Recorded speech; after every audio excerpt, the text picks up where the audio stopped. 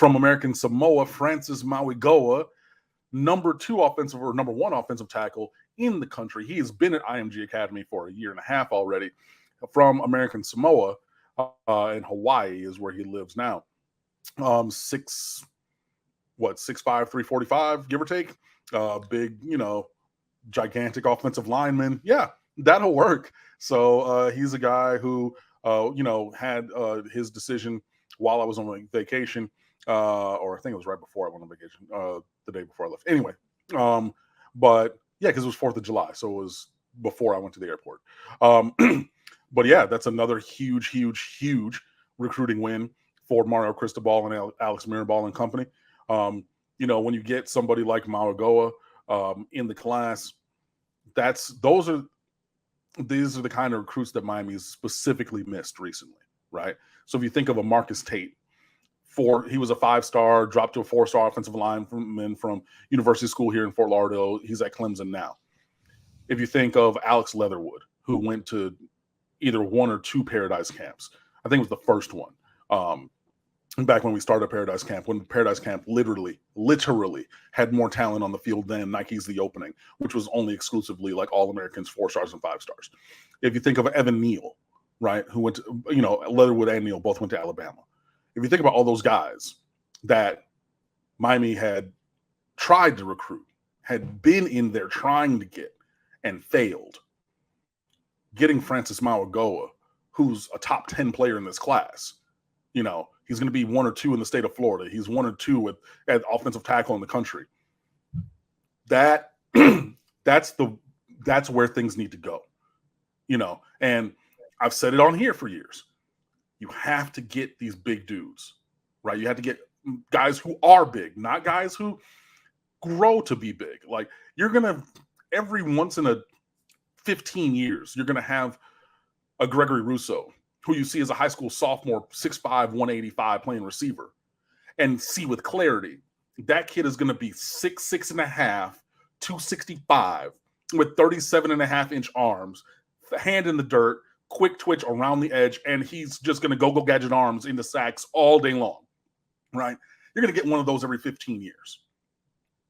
But you're going to need to get guys who are this size coming in. That's the difference between Alabama, Georgia, Ohio State, Clemson, these major teams. It's not going to take 3 and 4 years to grow and develop a body. You have a body that's pretty game ready. And getting a guy like Francis Mauigoa at, the top of the class, at the top of the country, to commit also. And that was around the time of Jaden Wayne. So that's, I know that On3 messed it up, but, whatever, I'm going to say it because it's true. Because if you look at the other sites, he's still ranked as a 5-star. That's 2 5-stars back to back. Like, you're not getting many 6'5", 245 DNs recently. Even a Joe Jackson was still a little bit smaller when he got here. Chad Thomas was about that size, but okay. I can name the one, you know what I mean? But yeah, getting that going, with Mauigoa, with Jaden Wayne, with Riley Williams, with Jaden Rashada, with Ray Joseph, Nathaniel Joseph, and everything, all these 4 stars, 5 stars, and there's even more that we're, in for, it seems, not seems, but in the last day, there have been crystal ball predictions on 247 for Olaus Alanen, the Finnish native who plays up in New England, to pick Miami. He's 6'6", 315, his offensive tackle. Was thought to be favoring the likes of like Alabama, but seems like Miami has traction there. Another 5-star offensive, so he's an offensive tackle at a 4-star. Another 5-star offensive tackle, Samson Okunlola, just got 3, I believe, crystal ball predictions from 247 people today. That being Steve Wilfong, Brian Doan, the national guys, and Gabby Urrutia, the local guy, for Inside the U. So, and Tim Brangley, yeah, Mauigoa is a beast. So now Mauigoa has played at right tackle at IMG. You figure, okay, you're going to flip him to left tackle. Well, now if I get 5-star Okunlola, right, I'm leaving Okunlola at the left tackle. I'm leaving Mauigoa at right tackle. If I get Alanen, maybe he slides inside, or maybe he's, behind there, in the rotation for the future. Peyton Kirkland, 6'6", 350. he was looking like he was trending towards Florida, seems to be coming towards Miami. Malik Bryant, four-star linebacker from Orlando Jones, he's picked up a couple crystal ball predictions to come to Miami over Georgia and other places like that. We also just got Raul Aguirre from Georgia as a four-star linebacker. So that's another guy who's come in the boat recently. I believe that was yesterday. And he's a Miami native whose family moved up there. And I know everybody's been talking about it. Raul Aguirre has not even taken an official visit to Miami yet. Now, he's going to take an official visit, but he's from South Florida, so that's not as much of an outlier as Brian Smith from Boise, Idaho, just randomly dropping to Miami, or you know what I mean? But Popo Aguirre, he's in there. He's 6'2", 220. He's a hybrid linebacker who can play in space and plays with violence. Oh, my goodness. You love to see it. Right? So that's another guy who's already come into this class. So those are 3 4-star, 5-stars in Aguirre, Wayne, and Mauigoa within the last week, guys. So all spring, right? When we're talking about, okay, well, where are the commits? What's going on? Where are the commits? What's going on? I said, we're playing chess. We're setting things up. We're playing chess. We're setting things up. Buckets, buckets, buckets, buckets, buckets right now. Right? So now we've already set them up. We've run inside zone. We're going to fake that inside zone, or we're going to pump fake that tunnel screen and have the guy release. We're at that point now.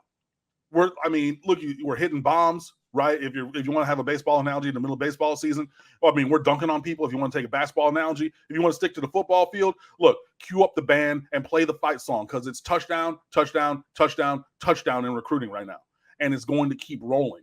Like, all these guys like this video, your team will lose to Kansas. Please like the video, guys.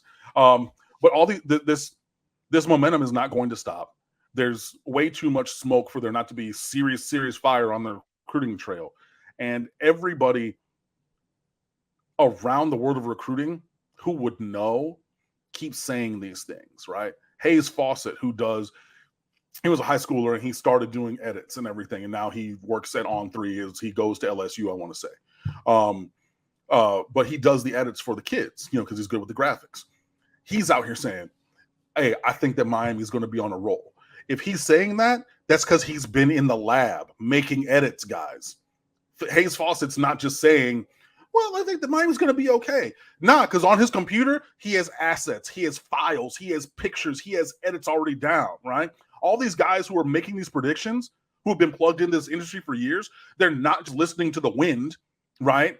And saying, well, I think today. No, they're talking to people. They're talking to these kids. They're talking to these programs. And this stuff is getting out there. So it's known around. And this is the time where you should be happy about this stuff, because if you've been watching and I've been answering these questions, guys are talking about, hey, when are we going to see the fruits of this labor? When are we going to see Mario Cristobal and company get us the guys that they're supposed to get? If they're these awesome recruiters, where is it, Cam? Mark already detailed to you. 26 or 27, 13, 10, today 7th, and that's within the last 2 weeks. We've gone from the mid-teens to top 7 in the fortnight since you've last heard my voice, guys. This is where all these things were going to go. So through the rest of this month, in July and going towards fall camp, there's even more guys who are slated to commit somewhere, and a lot of them are going to pick Miami, and you should be excited about that.